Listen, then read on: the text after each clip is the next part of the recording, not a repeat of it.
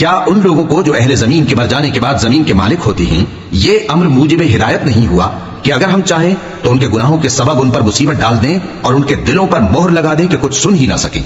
ये बस्तियां हैं जिनके कुछ हालात हम तुमको सुनाते हैं, और उनके पास उनके पैगंबर निशानियां लेकर आए, मगर वो ऐसे नहीं थे कि जिस चीज को पहले झुटला चुके हों उसे मान ले।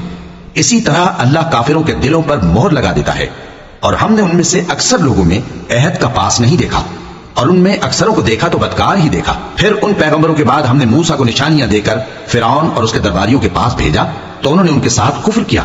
सो देख लो कि खराबी करने वालों का अंजाम क्या हुआ। और मूसा ने कहा कि ऐ फिरौन, मैं रब्बुल आलमीन का पैगंबर हूं, मुझ पर वाजिब है कि अल्लाह की तरफ से जो कुछ कहूं सच ही कहूं। मैं तुम्हारे पास तुम्हारे परवरदिगार की तरफ से निशानी लेकर आया हूं, सो बनी इसराइल को मेरे साथ जाने की रुख्सत दे दीजिए। फिरौन ने कहा, अगर तुम निशानी लेकर आए हो तो अगर सच्चे हो तो लाओ, दिखाओ। मूसा ने अपनी लाठी जमीन पर डाल दी तो वो उसी वक्त एक बड़ा अजदहा बन गई।